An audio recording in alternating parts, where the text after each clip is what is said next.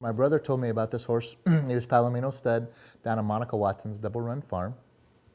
He does their work and was shoeing him and still does shoes down there at that farm. Told me he's a really, really nice horse, so he's really good-minded and know how to take a look at him. And then I seen Dan Hush riding him in North Carolina in Raleigh, loping him around. That's all I seen, just loping him around. Just looked really, really pretty, and come home from the horse show and give her a call and went down and looked at him. You know, he's just so big and strong and confident, even then as a young horse. Just really made a lasting impression on me. Do you remember the first time you rode him? Yes, I do remember the first time. And, you know, just like what I said, he was just so confident mentally. You know, like I'd do a little something to him and he'd take it. Fun to train. You know, one of them horses you could show him something one time and he retained it. First time I rode him, though, you know, he didn't seem to ever let his body get out of position. He's always in a really good spot. Probably after the second go of the reining futurity, I pretty much knew that if I kept out of his road, it was going to be okay. Most people won't remember this, but during the second go, when I was showing him, the fire alarm went off in Oklahoma City. And that horse never flinched, never moved his ears or nothing. And of course, the fire alarm, when it goes off in Oklahoma City, it goes off for a long period of time. Horse never moved. And he just showed so good. And I knew after that, if I did my work, things were going to work out. You know, personality-wise, docile horse. You know, very kind. You know, if you walked in the stall, he'd walk to you. He didn't pin his ears. You know, look forward to going to work every day. You know, like when you go to bridle him, he'd put his head in the bridle. He wouldn't look off to the left or look to the right. You know, when you walked him down the aisleway going to the track, he walked to the track. He didn't walk away from the track. You know, there's some unique personalities about his mind and how he went to work. During that week of the reining futurity, I mean, he showed him the first go and he was good. It just seemed like he got better all week, you know, or maybe didn't get better, but just got comfortable and settled into his routine. So, I mean, I knew going into the finals that I had to be really good. A lot of the guys come up and told me I had the best horse. You know, it's yours to lose.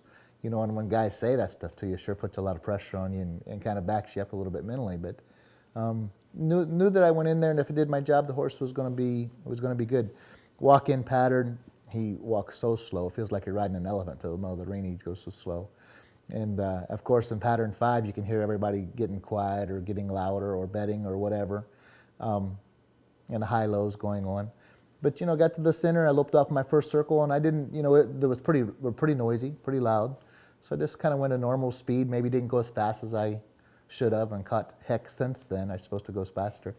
Speeding him up the second time, asked him to come back. He was really good. And then I just kind of settled in, and the rest of it's all a blur. So, but the one thing I do remember as far as in the pen, after my first run down and stop, he come out of there and he was so quiet. When I pitched him his reins, he sucked back and he waited. He was really good. I don't know if it's hit me yet how big that run was. I don't know if it's hit me as an individual or as an industry. Because I think as an industry, that horse that night, the way he showed with so much explosion, so quiet and yet so elegant and pretty and such a good mover, I think, I don't know that he changed our industry, but he's definitely what we was looking for. He's the prototype of what a reining horse is supposed to be like, in my mind.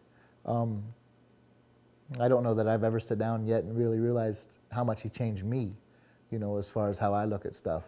But he also gave me the confidence to go show the horses that I've got today and have showed since. He was the so-called horse that got the monkey off my back.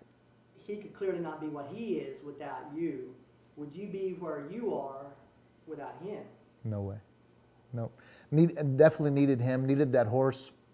Probably needed him and needed his personality and that owner. All three of those. Yeah, they all three give me a lot of confidence, a lot of support. And you know, a great horse makes a great horse trainer. You know, I can be a great horse trainer, and I was before him, but maybe just didn't have the right horses. But that horse fit me like a glove.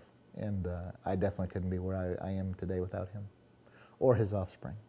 I think as a stallion, I think he's going to go down in history as one of the better ones. Did the fact that Wimpy started the highest earning horse in NRHA history in his very first foal crop surprise you? No, did not surprise me at all. You know, I thought here again, that horse was so good to show, and he was such a good-minded horse. If you got him crossed on the right mares, it should have worked. You know, so no, nothing like that would surprise me.